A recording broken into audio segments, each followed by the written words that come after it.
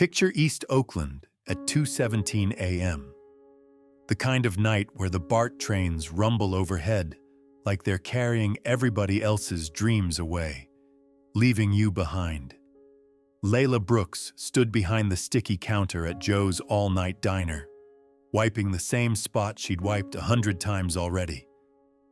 The fluorescent lights buzzed overhead like they were whispering doubts too. She was 24, braids pulled back tight, apron stained with coffee and grease, eyes carrying the kind of tired that no amount of concealer could hide. A couple of tech bros who'd clearly crossed the bridge from San Francisco for authentic street food laughed too loud at the end of the counter.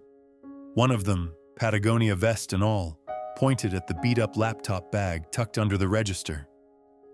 "Yo, shorty, you still pretending to be the next big coder? That's adorable. What you building back there? An app for food stamps?" His buddy cracked up. Layla didn't flinch. She just poured their refills, voice steady as ever. "Cream and sugar on the side, right? You know how East Oakland hits different. People either cheer for you or wait for you to fall so they can say, 'Told you so.'" Layla had heard it her whole life. "Stick to pouring coffee, girl. That tech stuff ain't for folks from around here."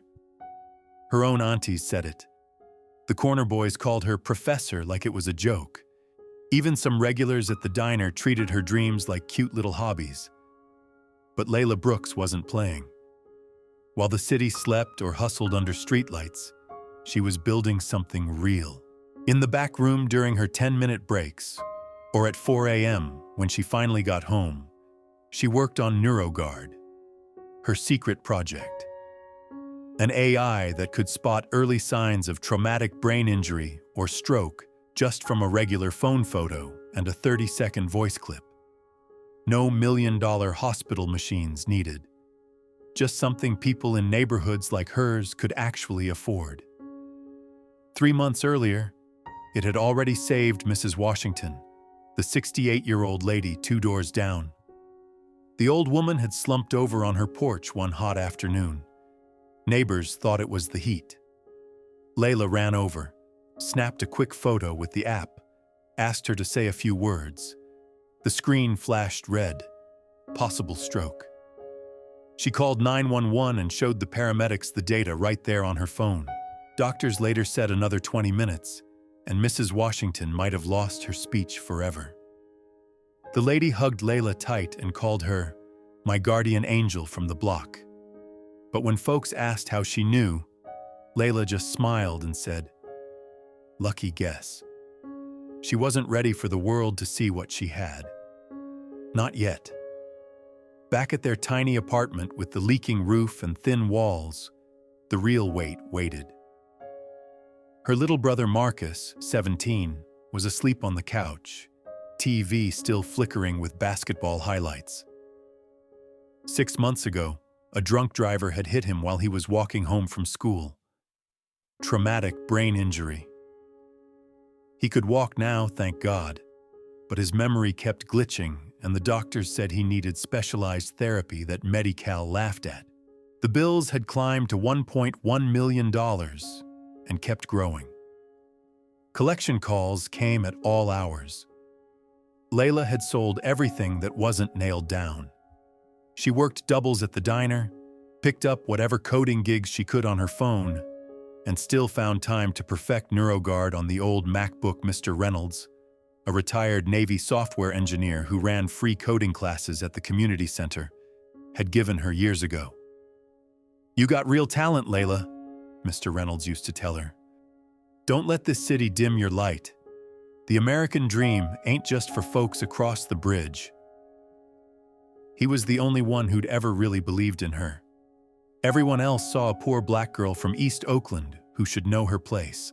That night, after she locked up the diner and walked the 6 blocks home through quiet streets, Layla let herself into the apartment. She checked on Marcus, fixed his blanket, then sat at the kitchen table. The laptop screen glowed blue in the dark. She was so close. NeuroGuard wasn't just lines of code to her.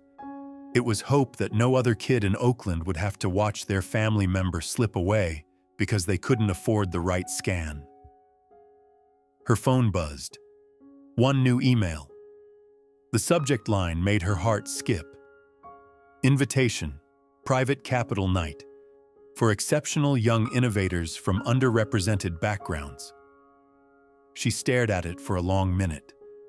This was the kind of secret, invite-only pitch event where Silicon Valley money met the diversity stories they liked to brag about. She knew the risks. These people chewed up talent like hers for breakfast and spit out the bones. But Marcus's next treatment payment was due in 2 weeks, and the collection calls were getting meaner. Layla closed her eyes and heard her late mother's voice clear as day. "Baby, sometimes you gotta walk straight into the fire if you want to come out gold." She typed back 4 words. "I'll be there." Little did those rich folks across the bridge know. The girl from East Oakland was bringing a whole different kind of fire, and this time, she wasn't asking permission. The next morning hit like a freight train. Layla was still half asleep on the couch, laptop balanced on her chest, when Marcus started seizing right there in the living room.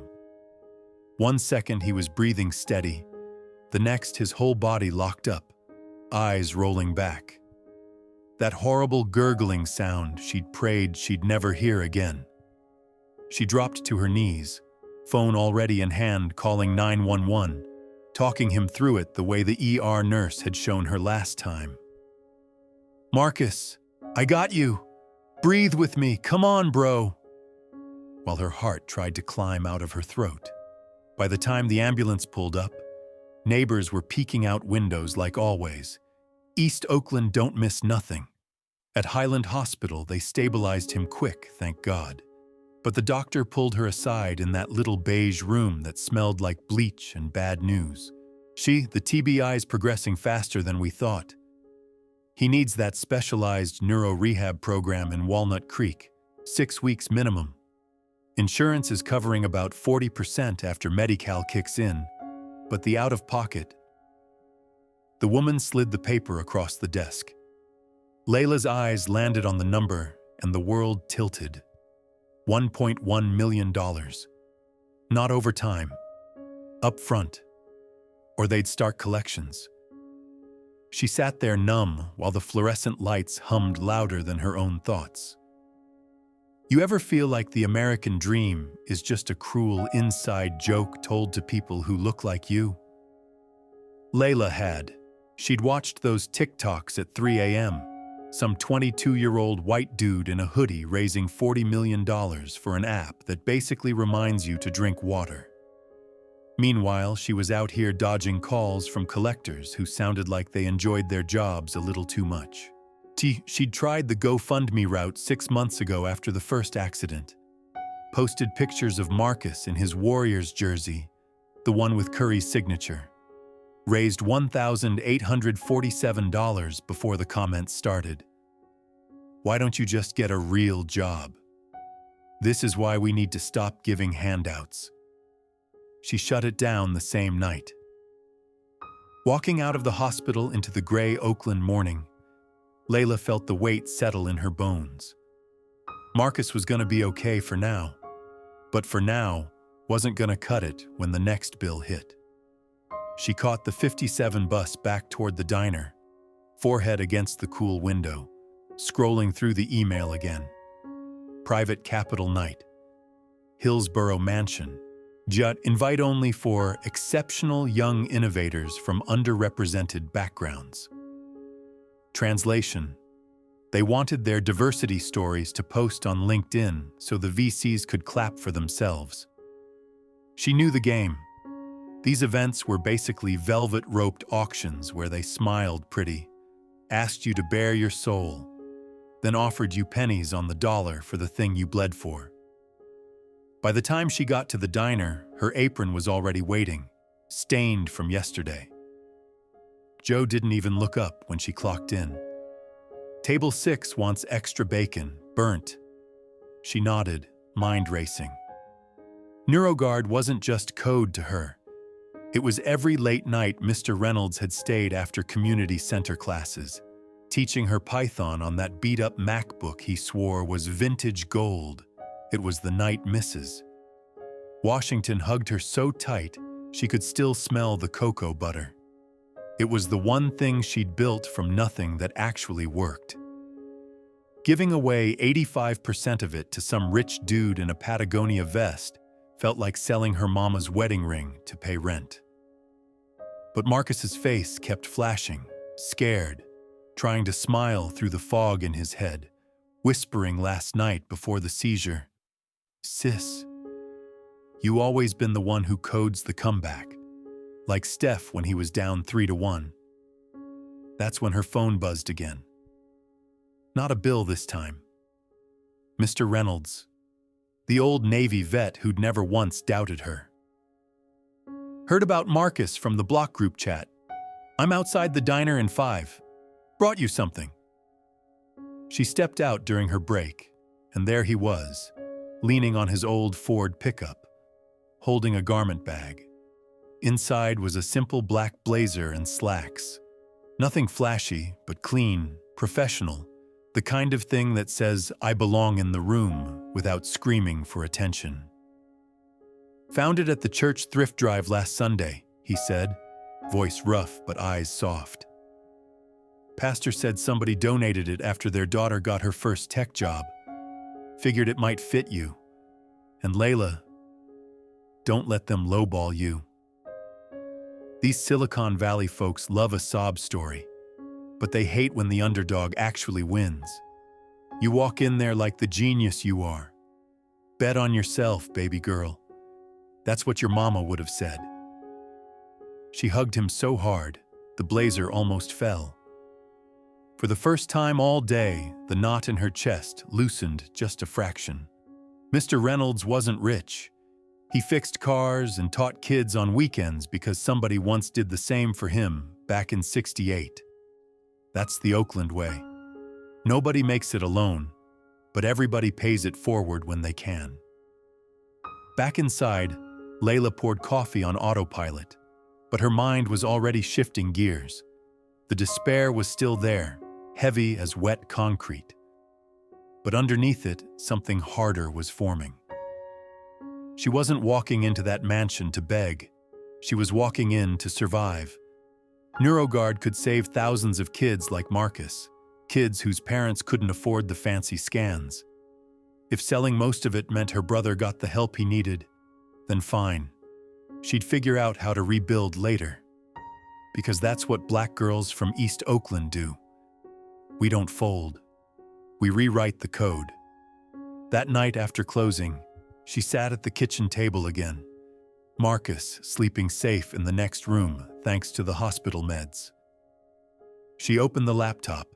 She'd backed up every single file of NeuroGuard twice, then emailed the event coordinator one more time, confirming her slot. The reply came fast.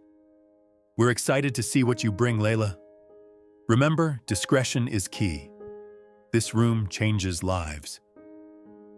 She stared at the screen, fingers hovering. Yeah, it changes lives.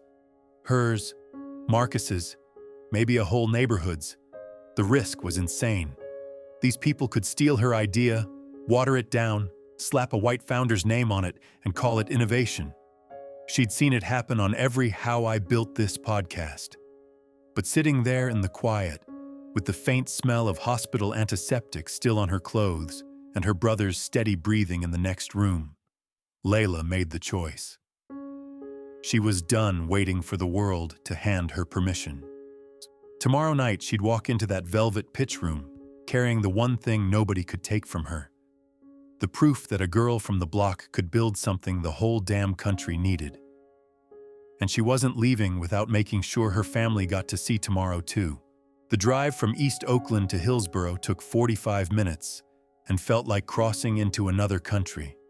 Layla sat in the back of the lift, the black blazer from Mr. Reynolds folded neatly on her lap, staring out at the hills that got greener and the gates that got taller the farther they went. When the car pulled up to the address, she almost laughed out loud. The mansion wasn't even trying to be subtle. 15,000 square feet of stone and glass perched on a ridge with panoramic bay views that probably cost more than every house on her block combined. Valet in black suits took keys from Teslas and Range Rovers like it was nothing. She thanked her driver, smoothed her slacks, and walked up the long driveway, feeling every bit the girl from the block who wasn't supposed to be here. Inside, the place smelled like money and fresh-cut flowers. Crystal chandeliers hung from 20-foot ceilings. Servers in crisp white shirts carried trays of something called deconstructed California rolls. A jazz trio played soft in the corner, like they were scared to interrupt the networking. About 30 people milled around, mostly white guys in hoodies that cost more than her rent. A few women in power blazers, and a scattering of other underrepresented founders who all had that same tight smile she recognized from every diversity panel she'd ever sat through. They called it Private Capital Night. But everybody in the room knew what it really was. A velvet-roped auction where the rich got to play savior for an evening and maybe pick up a bargain. Layla's slot was last. She waited in the side parlor, heart hammering so hard she could feel it in her teeth, practicing her 3-minute pitch under her breath. A young Latina founder named Sophia caught her eye from across the room, gave her a quick fist bump and whispered, "They love the story until the story starts asking for real equity. You got this, sis. Don't let them turn you into their Black History Month post." That tiny moment of solidarity from a stranger hit harder than Layla expected. Somebody saw her. When her name was called, she walked to the little makeshift stage like she was walking into the diner on a double shift. Back straight, shoulders relaxed, same face she gave customers who tipped like crap.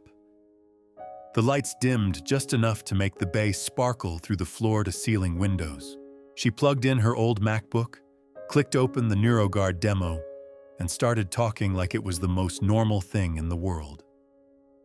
Traumatic brain injuries don't wait for insurance approval. My app reads a regular phone photo and a 30-second voice sample and flags early stroke or concussion risk with 94% accuracy. Right now, in real time, no $1 million scanner required.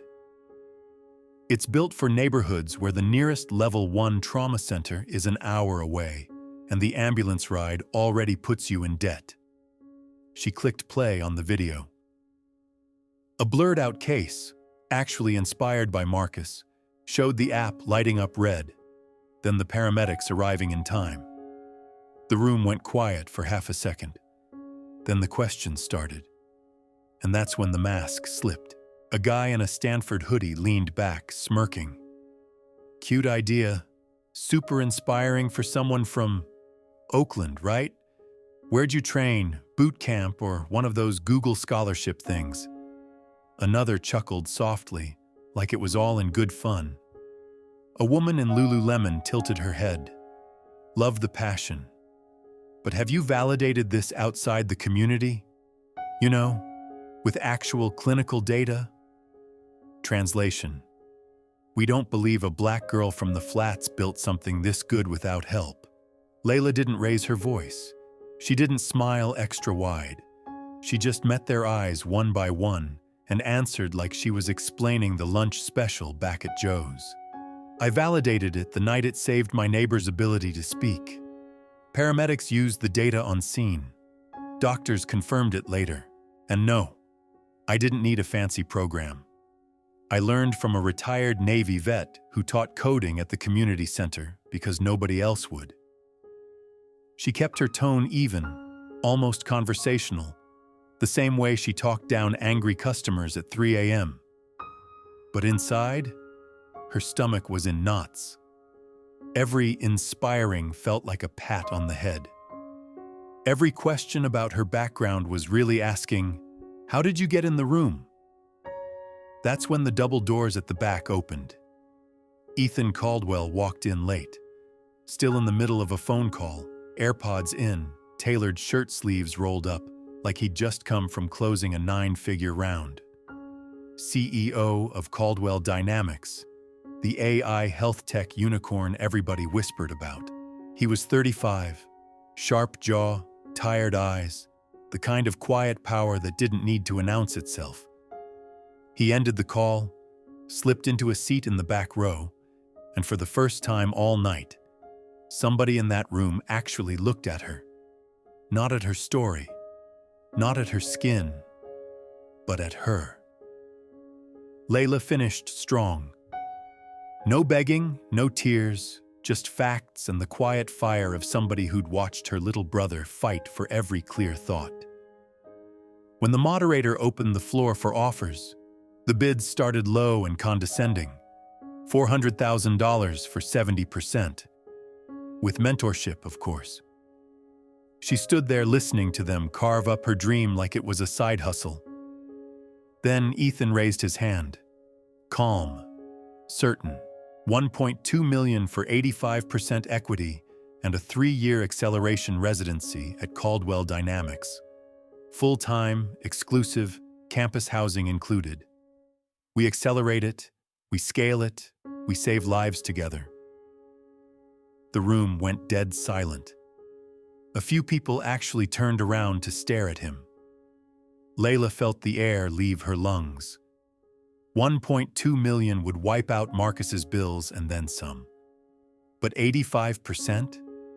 3 years locked in at his company? That wasn't partnership. That was ownership with better lighting. She could feel the control slipping through her fingers before she even signed anything. Ethan looked straight at her across the room. No smirk, no pity, just something unreadable in his eyes. Like he'd finally seen the code behind the girl. Like he was betting on her, even while he was buying her out.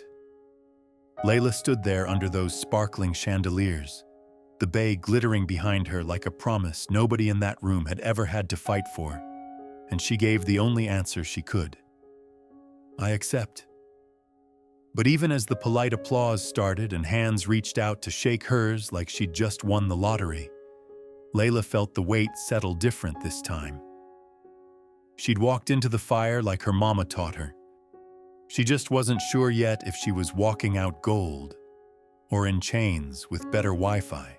2 days later, Layla found herself standing in the lobby of Caldwell Dynamics headquarters in Palo Alto, a towering glass building that looked more like a spaceship than an office.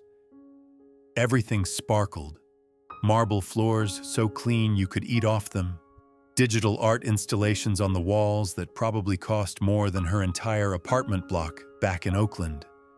Security scanned her ID like she was entering the Pentagon. The receptionist gave her that polite but distant smile, the kind that says, "We're glad you're here, but we know exactly why you're really here." They escorted her up to the 28th floor, the executive level. When the elevator doors opened, the view hit her first. Floor-to-ceiling windows looking out over the entire Bay Area, San Francisco shimmering in the distance like some unreachable promise. Ethan Caldwell's conference room was at the end of the hall. Minimalist, cold, and intimidating. A massive walnut table, modern leather chairs, and not a single family photo in sight. Just awards and framed magazine covers with his face on them. "The new face of ethical AI," one headline read. Layla almost laughed out loud. Ethical. Ethan was already there, standing by the window in a crisp navy shirt, sleeves rolled up again. 2 lawyers in expensive suits sat at the table with thick contracts in front of them. The moment she walked in, the energy shifted. One of the lawyers slid the papers toward her without much warmth. "Ms. Brooks, this is the standard acceleration agreement.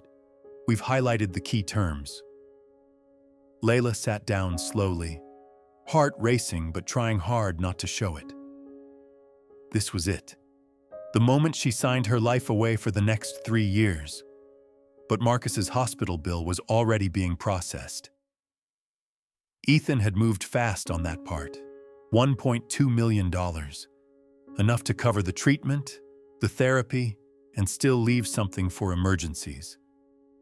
That number kept echoing in her head like a lifeline. Before she picked up the pen, she looked straight at Ethan. "Before we do this, I need to be very clear about a few things." He raised an eyebrow, that calm, unreadable expression on his face. "I'm listening." She took a deep breath and laid it all out, voice steady even though her hands wanted to shake. "First, no physical contact unless I initiate it. None. Second, you don't use me for PR or diversity posts. I'm not your black girl success story for TechCrunch. Third, my family is completely off limits. My brother, my neighbors, everyone. You don't mention them, you don't reach out to them. Fourth, any idea I create or improve while I'm here gets proper credit, and I keep ownership of anything not directly related to your current products. And fifth," she paused, locking eyes with him, "this arrangement can be terminated by me at any time, for any reason, with full financial compensation paid immediately. No questions, no penalties, no clawbacks." The room went quiet. One lawyer started to speak, but Ethan raised his hand, stopping him. He studied her for a long moment, like he was seeing her clearly for the first time since the pitch night. There was a flicker of something. Surprise? Respect? She couldn't tell. Most girls in her position would have been crying with gratitude or trying to flirt their way into better terms. She wasn't doing either. "You drive a hard bargain for someone who came in needing the money," he said finally, voice low and even, but there was no mockery in his tone. It was almost impressed. "I'm not desperate, Mr. Caldwell," Layla replied quietly. "I'm strategic. You bought the code. You didn't buy me. You didn't buy my dignity, and you sure as hell didn't buy my soul." Those words landed heavy. Ethan held her gaze a second longer than necessary, then nodded once. "Add the clauses," he told the lawyers. "All 5, exactly as she stated." They looked shocked, but they did it. Layla watched them strike lines, add new pages, print fresh copies. When she finally signed on the dotted line, her hand only trembled a little. Ethan signed right after, his signature confident and sharp. As the lawyers packed up and left, Ethan stood up and walked around the table. "Welcome to Caldwell Dynamics, Layla. Your housing on campus is ready. The acceleration team will meet you tomorrow at 9. I expect big things." She stood too, clutching her copy of the contract like a shield. "You'll get them, but remember what I said." He gave the smallest nod. "I don't forget things easily." That afternoon, they drove her to the company's residential campus. Fancy modern apartments built specifically for key talent. Her unit was on the 3rd floor. Clean white walls, huge windows, a kitchen bigger than her whole place back home. It felt sterile, like a really nice hotel room where nobody actually lived. She unpacked the one suitcase she brought, hanging Mr. Reynolds's black blazer in the closet like a reminder of who she really was.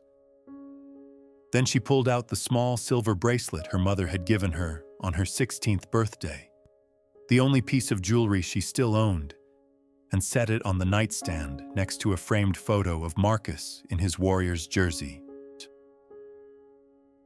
"Stay solid, baby," her mama used to say every Juneteenth when they'd barbecue in the park and talk about freedom that still felt a long way off. Today, she needed that reminder more than ever. Later that evening, she FaceTimed Marcus from the balcony overlooking the perfectly landscaped grounds. He looked better already, the new medication working. "Sis, this place looks crazy. You really made it, huh?" She smiled even though her chest felt tight. "I made a deal, baby bro. Not the same thing as making it. But I'm gonna make sure you get everything you need. That's what matters." After they hung up, she stood there in the silence. The distant hum of the highway, the only sound reminding her she was still in California. The anxiety was still there, gnawing at the edges.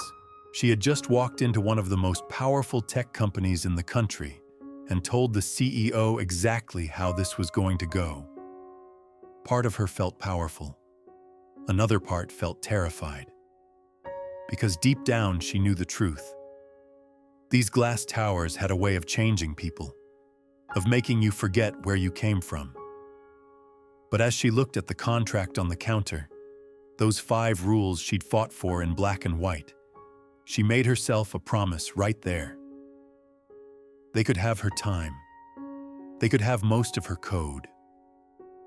But they would never have all of her. You bought the code, Ethan Caldwell. Not the creator.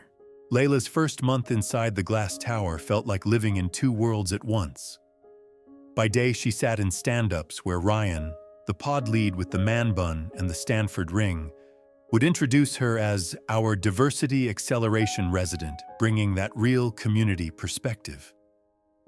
The words always landed like a pat on the head. In the Slack channels, she'd see the private threads before they got deleted.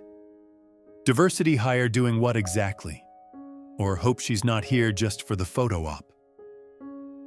You know how it goes in Silicon Valley. They love posting black squares in June and Juneteenth graphics with the right hashtags. But God forbid the black girl actually speaks up in a product meeting.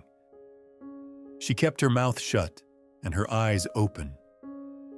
Every night after the last ping pong match ended and the free sushi ran out, Layla stayed. She'd slip back to her desk with her headphones on low, playing old-school Tupac or Kendrick to remind herself who she was. The flagship product, Caldwell's big AI diagnostic engine that was supposed to catch everything from strokes to rare cancers, kept throwing weird errors on real-world data. The kind that only showed up on darker skin tones or accents that weren't standard American. The kind that would have failed on her own neighbors back in East Oakland. Nobody on the core team seemed to care. They just kept shipping and celebrating the green dashboards. So Layla started fixing it herself, quietly. No tickets, no stand-up mentions, no credit. She used the backdoor credentials she'd quietly set up her second week. Yeah, she knew that was risky, but so was letting bad code hurt people. Night after night, she rewrote modules, tested against anonymized datasets from Highland Hospital that she'd pulled through her old community center connections, and pushed clean commits under a ghost account named Oakland Debug 42. She'd finish around 3 a.m., catch the first shuttle back to campus, shower, then be back at her desk by 9 like nothing happened. Marcus would text her good morning memes from his rehab bed, and she'd smile at the phone thinking, "This one's for you, little bro." One Thursday, the all-hands meeting rolled around. Ethan stood at the front in his usual navy button-down, sleeves rolled, looking every inch the calm genius the Forbes cover said he was. "Team, I don't know what changed in the last sprint, but our core diagnostic accuracy just jumped 41%. False negatives on edge cases are down to almost nothing. This is the kind of leap that changes healthcare. Shout out to the infrastructure crew. You all crushed it." The room erupted in applause.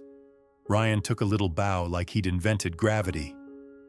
Layla sat in the back row, arms folded, letting the smallest, most private smile touch her lips.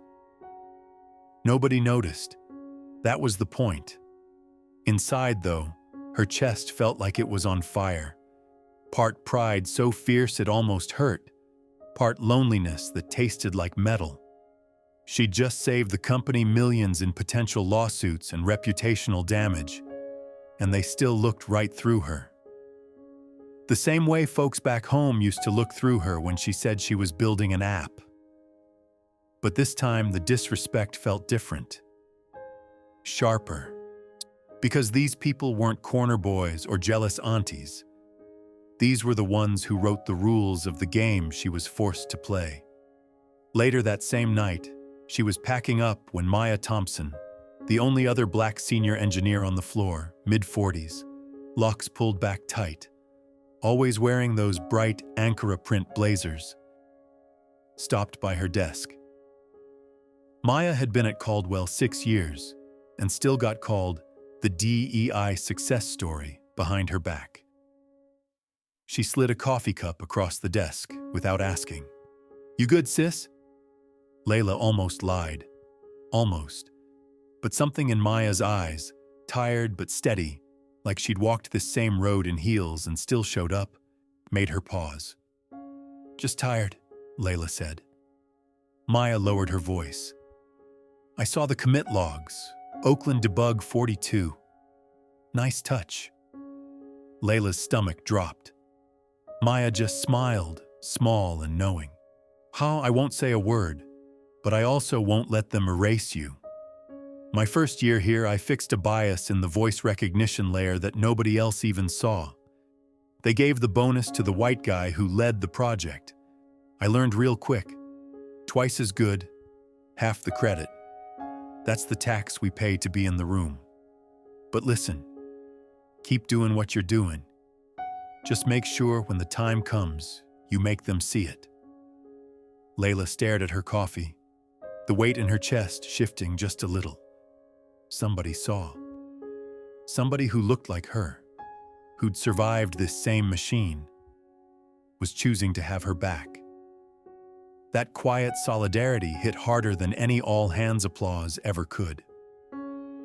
Maya squeezed her shoulder once and walked away, leaving the faint scent of shea butter and quiet strength behind.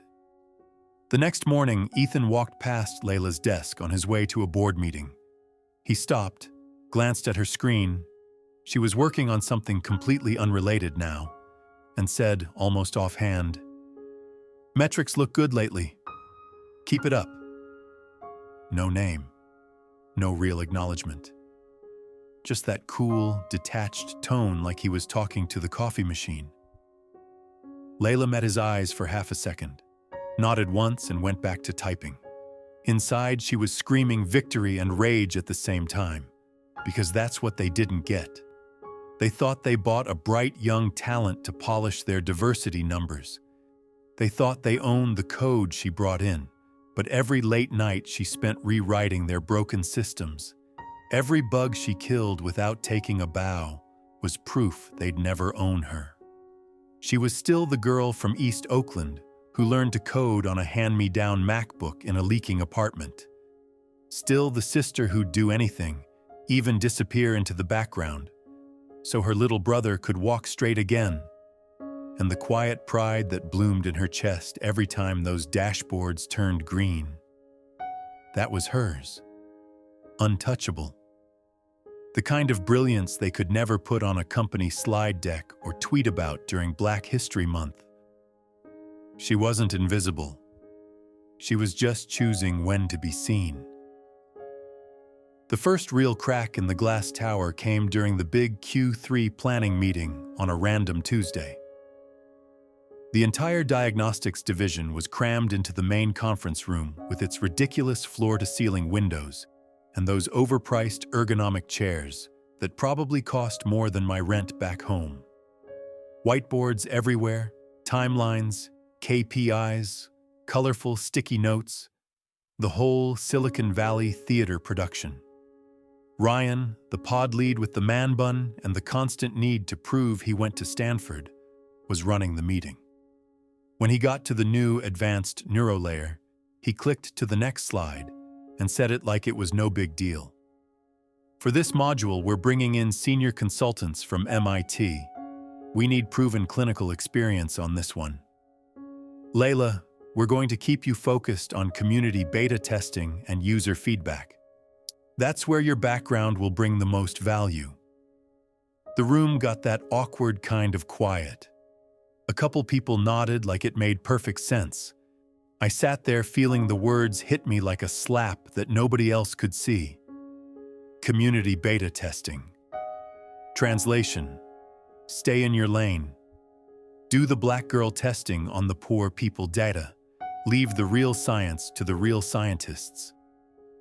I didn't blow up. I didn't even argue right there. I just wrote "stay focused" in my notebook so hard the pen left marks on the page underneath.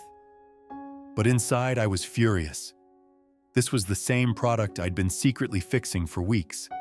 The same company that was using my brain every single night while they slept. And now they were pushing me to the side like I was some diversity intern who got lucky. After the meeting, I caught Ethan in the hallway before he could disappear into another meeting. "Can I talk to you for a second?" He checked his watch but stopped.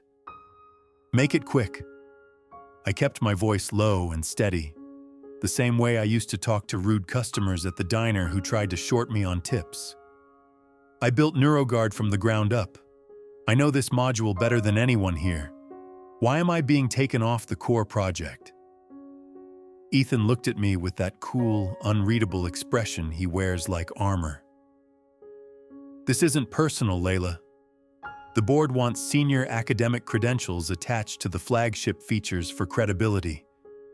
You're still very new to this environment. We have to manage risk." "Manage risk," I repeated, tasting the words.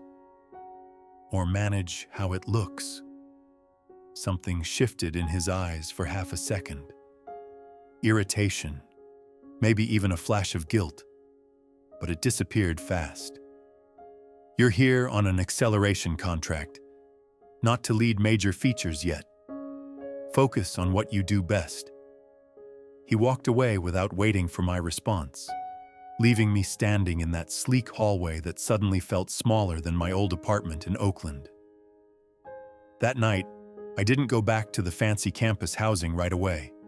I stayed until almost 2 a.m., headphones in, J. Cole playing low, while I completely rebuilt the NeuroGuard integration from the ground up. I put everything into it. Every scared night watching Marcus fight to remember things. Every time somebody told me I was dreaming too big for a girl from East Oakland. Every quiet moment I chose to keep building instead of breaking.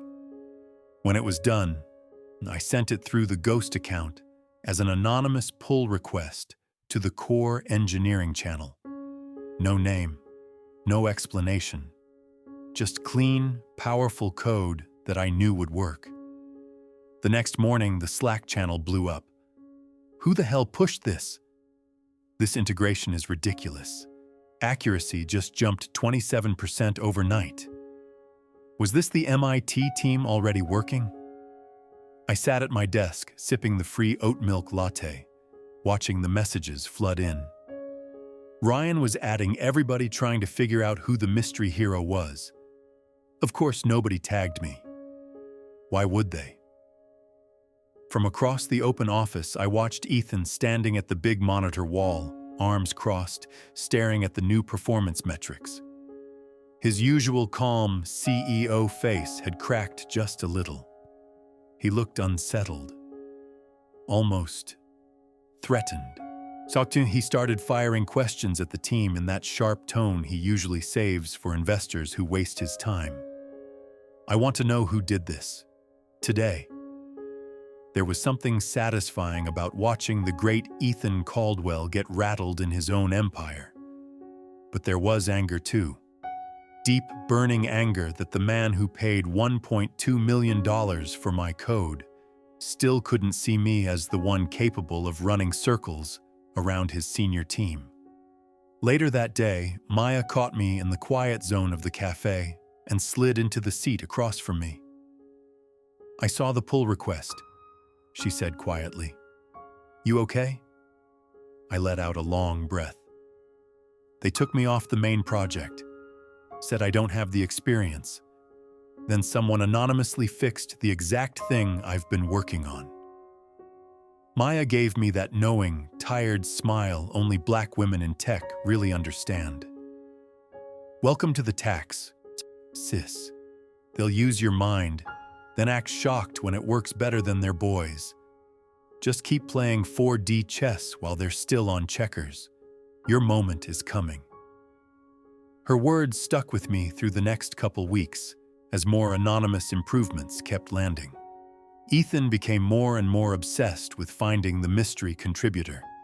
He started showing up unannounced in engineering meetings, asking pointed questions, his cool confidence starting to show real cracks. And every time our eyes met across the room, I could see it. The first real flicker of professional jealousy in Ethan Caldwell's eyes. The man who thought he could buy talent like it was just another line item on a spreadsheet was starting to realize there was someone in his building who might actually be better than the system he built. And he didn't like that feeling one bit. The Global AI Summit hit San Francisco like a tech circus every year, and this time, Caldwell Dynamics was supposed to be the main act. Moscone Center was packed.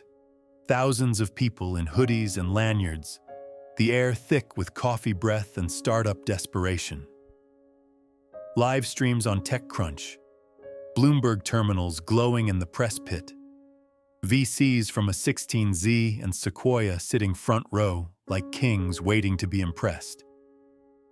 I sat in the audience about 10 rows back, wearing the same black blazer Mr. Reynolds gave me, heart hammering so hard I could barely hear the keynote music.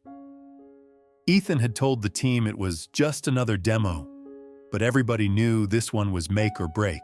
If NeuroCore, the flagship AI that was supposed to diagnose neurological issues faster than any human doctor, crushed it today, Caldwell's valuation would shoot past $10 billion. If it flopped, well, the whispers had already started on Twitter. Ethan walked onto the stage like he owned the building. Navy shirt, sleeves rolled, that calm CEO smile that made investors forget he was only 35. The lights hit him perfect. "Today we're not just showing you the future of healthcare," he said, voice steady through the mic. "We're showing you how AI can save lives in real time, for everyone." The crowd clapped right on cue. He clicked the clicker, and the big screen lit up with the NeuroCore demo. Sleek interface, live camera feed, the whole thing looking like something out of a movie. I watched from my seat, fingers digging into my thighs. I knew every line of that code. I'd fixed the bias layers at 3 a.m. for weeks. But the version they were running on stage was the official one. The one Ryan's team had polished, without my ghost commits fully merged. My stomach twisted. This was about to go sideways. The demo started smooth. Ethan scanned a fake patient photo. The AI lit up green, numbers popped. 98% confidence stroke detected in under 4 seconds. The room murmured approval. Then he switched to the live portion. A volunteer from the audience, a middle-aged black woman named Dr. Simone Hayes, a neurologist from UCSF who'd been invited on stage, stepped up. Ethan smiled at her. "Let's make this real. Dr.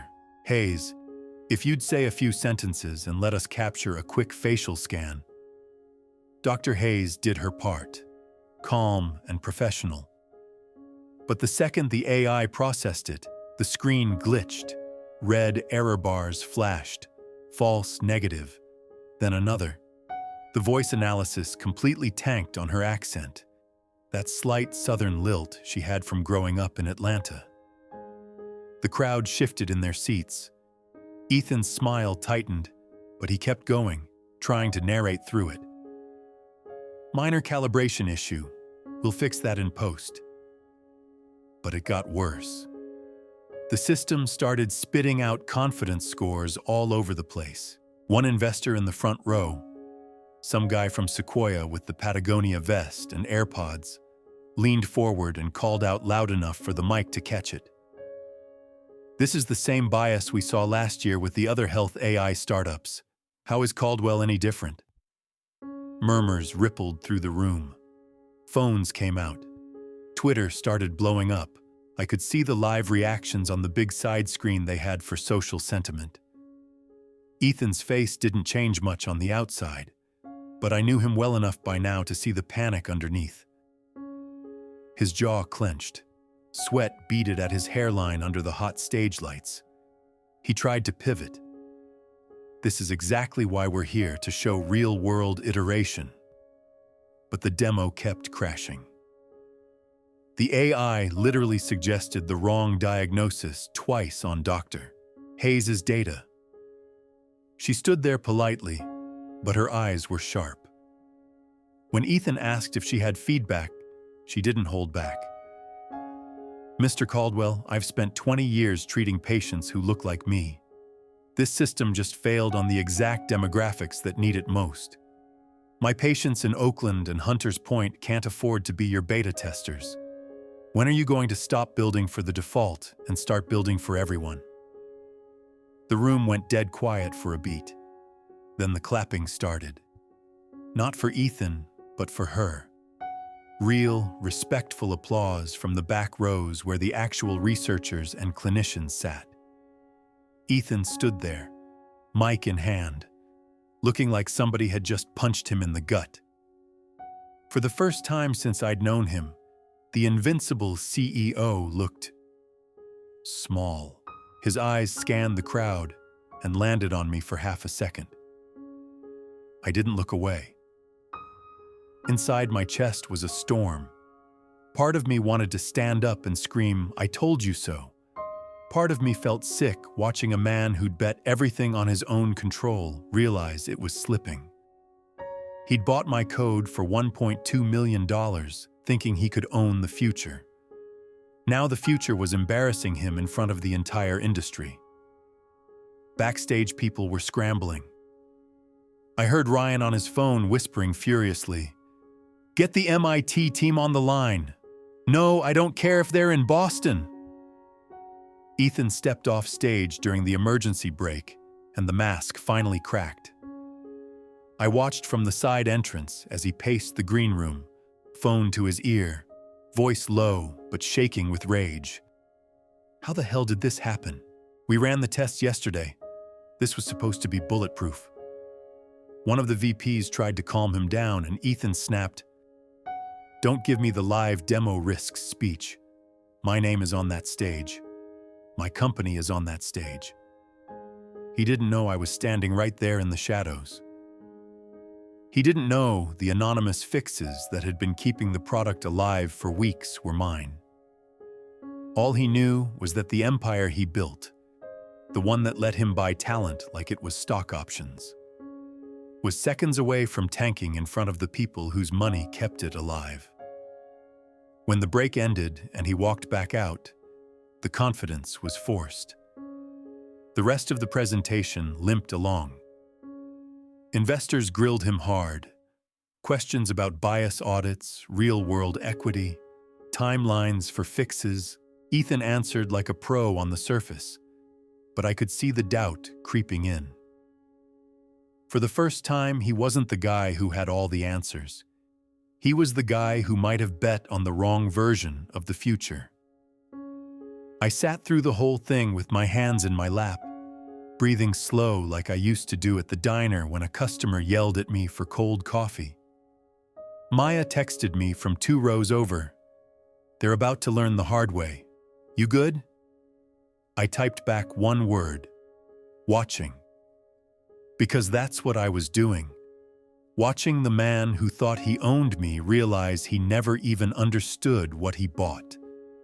By the time the summit wrapped, the damage was done. Stock price was already dipping in after-hours trading. Headlines were writing themselves. Caldwell Dynamics stumbles at Global AI Summit. Bias questions loom. Ethan disappeared into a black SUV without saying a word to anyone.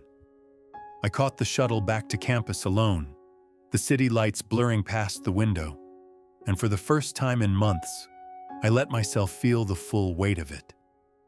I wasn't just angry anymore. I was ready.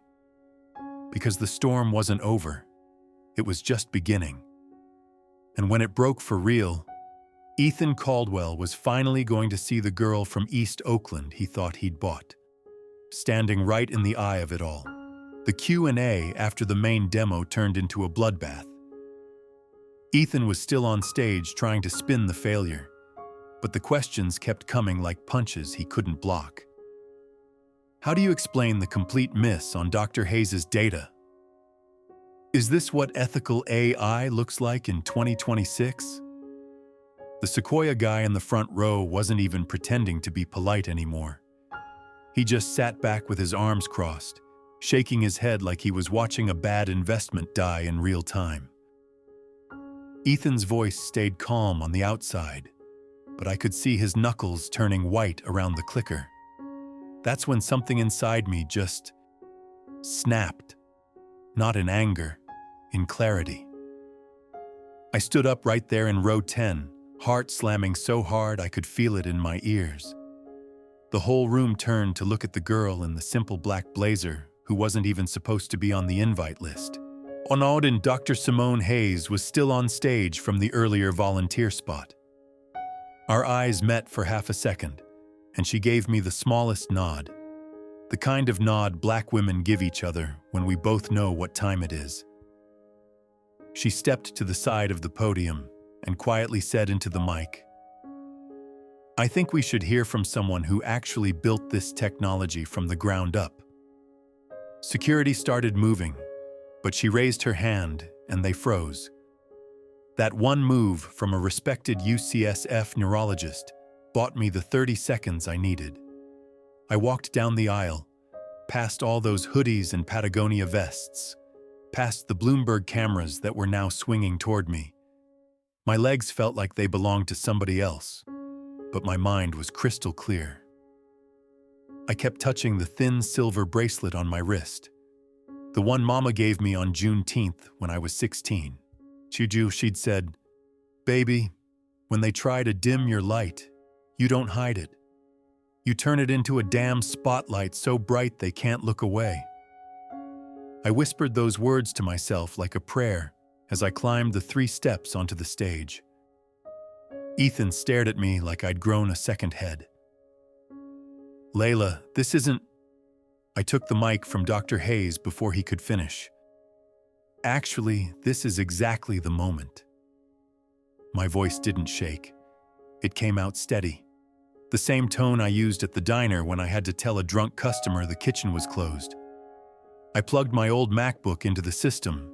Yeah, the same beat-up one Mr. Reynolds gave me years ago. And the screen lit up with the real NeuroGuard interface. The one I'd been quietly running in the background for weeks. "Run the same case," I said to the tech guy in the wings. He hesitated until Dr. Hayes nodded again. They pulled up Dr. Hayes' data from earlier, the one that had just failed spectacularly. I hit execute, the real version, the one that had been saving lives in Oakland long before any of these people knew my name existed. The screen didn't glitch. It didn't throw red errors. It lit up green in under 3 seconds. 97% confidence. Stroke protocol activated.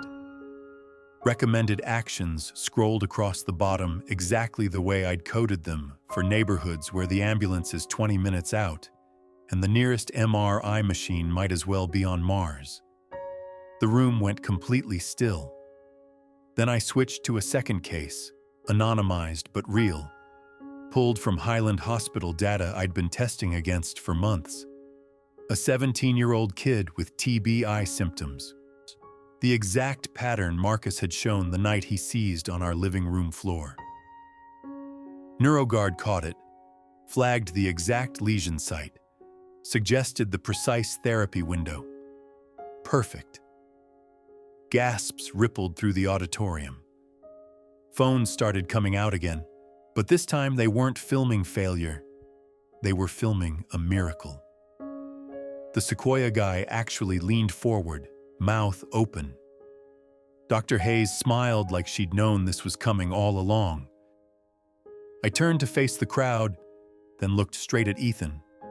He was standing 2 feet away, face drained of color, that calm CEO mask completely gone.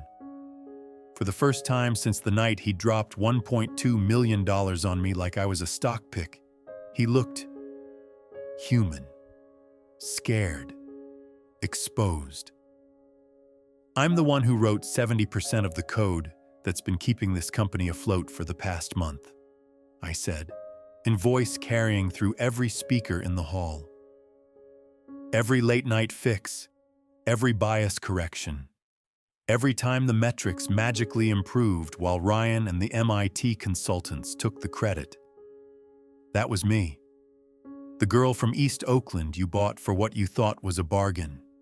You tried to purchase the very thing that just saved your entire presentation, your valuation, and probably your job, for pennies on the dollar compared to what it's actually worth. The silence that followed was so complete, you could hear the air conditioning hum. Nobody coughed, nobody whispered. 1,000 people in that auditorium, VCs who move billions, engineers who build the future, journalists who write the narrative, just stared. Ethan's face went from pale to ashen. His mouth opened, but nothing came out. For once in his life, the man who always had the perfect answer had none. Then the room exploded. Not polite golf claps, real, thunderous applause mixed with stunned laughter and holy shit murmurs. Dr. Hayes started it, clapping hard, tears in her eyes. The back rows, the researchers, the clinicians, the people who actually treat patients like my neighbors, rose to their feet first. Then it spread forward like a wave until even some of the front row suits were standing, shaking their heads in disbelief and respect. Phones were everywhere, live streams blowing up. I could already see the tweets forming. Hashtag unbreakable code, hashtag Black Girl Saved Silicon Valley. Ethan still hadn't moved. He just looked at me like he was seeing me for the very first time. Not the diversity hire, not the girl he'd tried to own, but the mind that had been carrying his empire on her back while he took the bows. The respect in his eyes was raw, almost painful. And underneath it, the sweet, burning satisfaction I felt in my chest wasn't hate anymore. It was justice. The kind that hits different when you've spent your whole life being told your light is too bright for the room. I handed the mic back to Dr. Hayes, unplugged my laptop, and walked off the stage the same way I'd walked on. Back straight, no smile, no victory dance. But inside, I was screaming, because for the first time since I signed that contract, I wasn't invisible. I wasn't community perspective. I was the code they couldn't break. And Ethan Caldwell finally understood. He hadn't bought a product that night in Hillsborough. He'd bought the moment his whole world would have to change. The green room smelled like old coffee and panic sweat. I was sitting on the edge of a folding chair, still buzzing from the stage, when the door opened and Ethan walked in alone. No assistants, no lawyers, no armor. Just him in that same navy shirt, sleeves rolled up, hair a little messed up from running his hands through it too many times. He closed the door softly behind him, like he was afraid of breaking something fragile. For a long moment, neither of us said anything. He just stood there looking at me like he was trying to memorize the version of me he'd missed for months. The girl who'd fixed his broken empire in secret, while he treated her like a line item. Layla, he started, voice rougher than I'd ever heard it. I don't even know where to begin. I folded my arms, the silver Juneteenth bracelet cool against my wrist. Try the truth. You've been buying it from people like me for years. He winced but didn't look away. That was new. He pulled up the other folding chair and sat down right in front of me, close enough that I could see the red rims around his eyes. Yeah, I have. The words came out like they hurt on the way up. Not just you. There was this kid from Compton 2 years ago. built a predictive model for sickle cell crises on his grandma's kitchen table. I bought him out for $800,000, promised the world, then buried the tech because it didn't fit our premium roadmap. Told myself it was business. Another one from the Navajo Nation, language preservation AI. Same story. Paid her, sidelined her, took the credit in the annual report. I told myself I was giving them a shot. Really, I was scared they'd outgrow me. He rubbed his face hard, like he could scrub the memory off. I grew up in a trailer park outside Reno, single mom working double shifts at the truck stop. I used to swear I'd never be the guy who pulled the ladder up after him.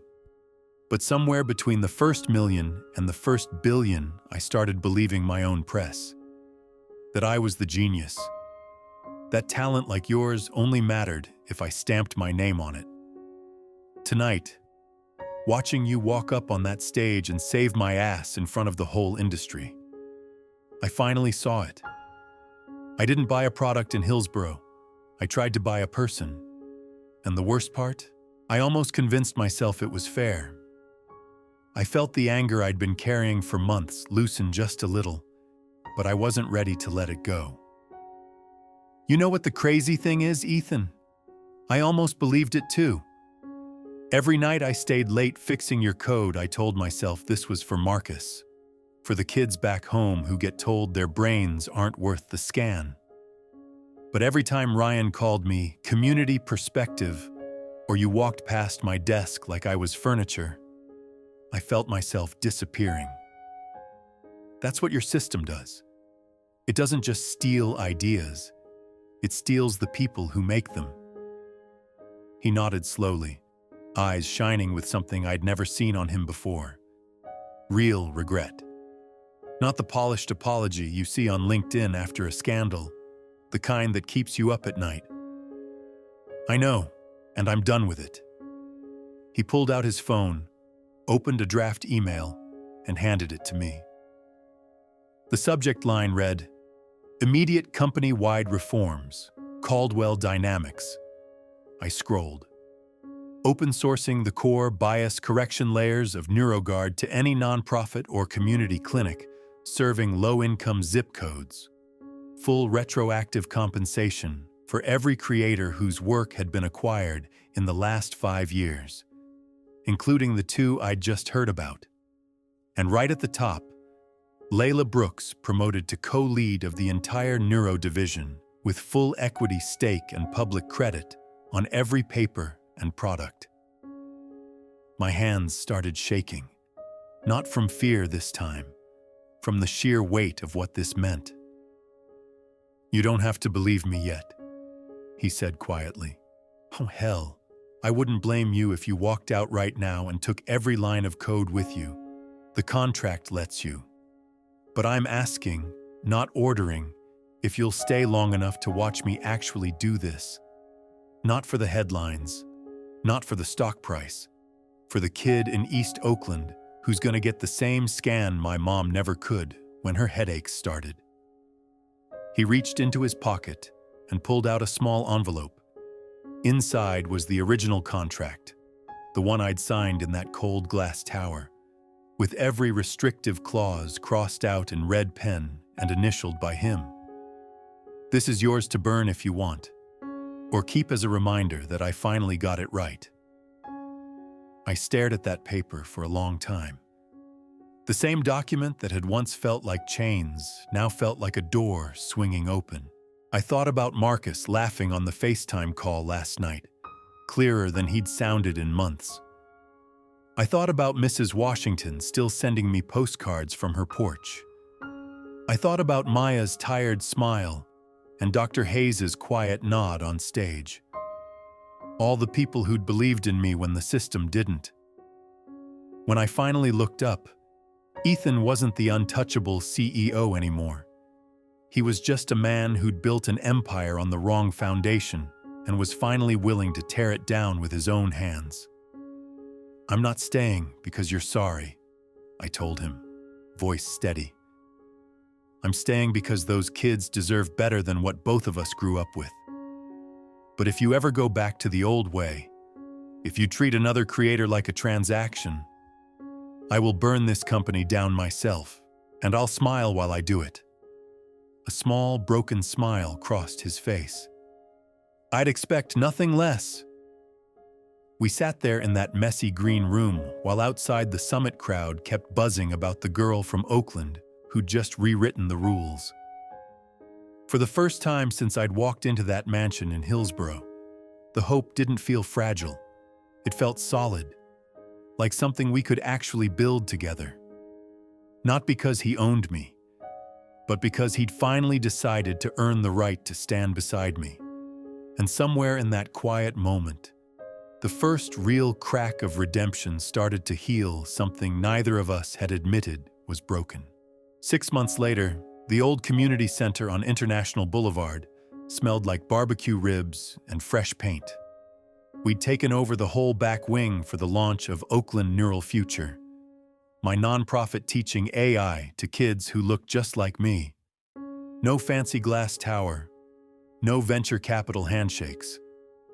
Just folding tables covered in red, black, and green tablecloths, laptops donated from every corner of the Bay, and about 40 teenagers from East Oakland, Hunters Point, and the Flats laughing while they built their first neural nets. Marcus was right in the middle of it all, clear-eyed and steady on his feet now, showing a group of 12-year-olds how to train a model to spot potholes so the city couldn't keep ignoring our streets. He caught my eye across the room and gave me that big, goofy grin that used to make Mama laugh until she cried. "We made it, sis," he mouthed. I nodded, throat tight, because yeah, we really had. Mr. Reynolds was there too, wearing the same faded navy cap he'd had since I was a kid, helping a little girl debug her code while sneaking her extra pieces of cornbread from the soul food table outside. Every time I looked at him, I remembered the night he handed me that blazer and told me to bet on myself. Tonight, he just kept saying, "Told you the block raises its own," like it was the simplest truth in the world. Dr. Simone Hayes had driven in from UCSF with a van full of old hospital tablets for the kids. She hugged me tight when she walked in and whispered, "This is what winning looks like, Layla. Not the stage. This right here." I was standing by the window watching the sunset paint the murals on the buildings across the street when the door opened and Ethan walked in. Not in a suit, not with bodyguards or a driver waiting outside. Just jeans, a plain gray hoodie, and a backpack slung over one shoulder like any other guy from the neighborhood. He looked lighter. The sharp edges that used to make him seem untouchable had softened. He scanned the room until he found me, then gave a small, almost nervous smile. I met him halfway, arms crossed but not angry anymore. Just careful. The kind of careful you earn after everything we'd been through. "You came," I said. "Wouldn't miss it." He glanced around at the kids typing away, at Marcus high-fiving a boy who'd just made his model recognize handwritten notes from his grandma. "See, this is what I should have been building all along." We stepped outside to the little courtyard where the block party was still going. Music bumping low, uncles arguing about the Warriors' chances this season, aunties passing out plates of greens and mac and cheese. The air smelled like summer evenings I grew up on, the kind where everybody knew everybody's business and still showed up for you anyway. Ethan reached into his backpack and pulled out something I never expected to see again. My old beat-up MacBook, the one I'd used to build NeuroGuard in the back of the diner. He'd had it restored, cleaned, and upgraded with the best parts money could buy. But he'd left the original stickers on the lid, the little Oaklandish decal Marcus had stuck there years ago, and the faded Black Girls Code one I'd gotten at a free workshop when I was 19. "I kept it after the summit," he said quietly. Figured one day you might want it back. Or maybe one of these kids will. I don't get to decide anymore. That's the point. I took the laptop, fingers tracing the worn edges, and felt something in my chest finally settle all the way. Not forgiveness exactly. That word felt too small, but peace. The kind that comes when you realize the fight was never about hating the person who hurt you. It was about making sure they couldn't hurt anyone else the same way. You didn't have to do all this, I told him. The open source release, the compensation checks to the other creators. Showing up here without cameras or press, none of it was in the contract. I know. He looked down at his hands, then back at me. That's why I'm doing it. Because for once, I don't want anything in return. I just want to be better. And if you'll let me, I'd like to do it beside you. Not as CEO, not as the guy who bought your code. Just as a partner. Equal. Whatever that looks like for us. The sun was dipping lower, turning everything golden. Kids inside were cheering because one of them had just made their A. I recognized neighborhood slang and voice commands. Marcus stuck his head out the door and yelled, "Sis, they want you to demo the stroke predictor for the parents." I smiled, but I didn't move yet. I looked at Ethan, really looked, and saw the man who'd torn his own empire down so something fairer could grow in its place. He wasn't perfect. He probably never would be. But he was trying. And in this country that still makes black girls fight twice as hard for half the credit, trying from someone who once held all the power, that meant something. I reached out and took his hand. Not because I had to. Not because he owned anything anymore. Because I chose to. "You didn't buy me," I said, voice steady and sure, the same way I'd said it the night we first met. "But you earned the chance to be chosen by me." He let out a breath he'd probably been holding for 6 months. A real smile broke across his face. Not the polished CEO one, but the kind that reaches the eyes and makes you believe people really can change. We walked back inside together, side by side, no ownership, no contract hanging over us. Just two people who'd walked through fire and come out on the other side ready to build something that actually belonged to everybody. Later that night, after the last kid had gone home with a brand new laptop and a head full of possibilities, I stood on the sidewalk with Marcus, watching Ethan help Mr. Reynolds load the last of the equipment into the truck. The silver bracelet on my wrist caught the streetlight and flashed once, like Mama was winking at me from somewhere up there. I didn't sell my worth that night in Hillsborough. I just loaned the world my silence until I was ready to speak.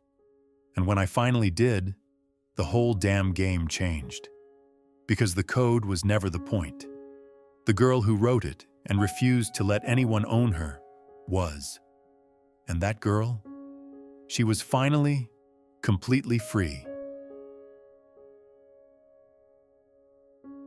At the end of the day, the code that couldn't be bought leaves us with one quiet, powerful truth we've all felt in our bones at some point in life. No amount of money, status, or fancy titles can ever purchase a person's dignity, talent, or soul. Layla didn't just win a battle on that stage. She showed every one of us that the real victory comes when we stop letting the world decide our worth and start living it out loud, even when the room is full of people who'd rather keep us in the background. For those of us who've walked a few more miles down this American road, the story hits especially close to home. We've seen good people looked past because of where they came from, the color of their skin or the zip code on their mail. We've watched talent get bought cheap and buried under corporate polish. Layla reminds us it's never too late to choose differently, to speak up when silence feels safer, to see the genius in the quiet ones, and to measure success not by how high we climb, but by how many others we help rise with us. The lesson is simple but hard-won. Real redemption isn't a headline or a big check. It's the everyday decision to tear down the old walls we once hid behind and build something fairer instead. It's choosing community over competition, self-respect over approval, and courage over comfort. As the old folks used to say, the proof is in the pudding. What we do when nobody's watching is what truly defines us. If Layla's journey stirred something in your heart today, a memory of your own quiet stand, a time you wished you'd spoken sooner, or even a moment when someone finally saw you for who you really are, I'd love to hear it. Drop your thoughts in the comments below, share a piece of your own story, and let's keep this conversation going. A simple like helps more folks discover these tales, and hitting subscribe means you'll never miss the next one that might just light a spark in your own life. Wherever you are right now, may the road ahead feel a little lighter, the storms a little shorter, and your own unbreakable worth shine through every single day. You've got this, friend. Take care, and keep believing in the quiet power that lives inside every one of us.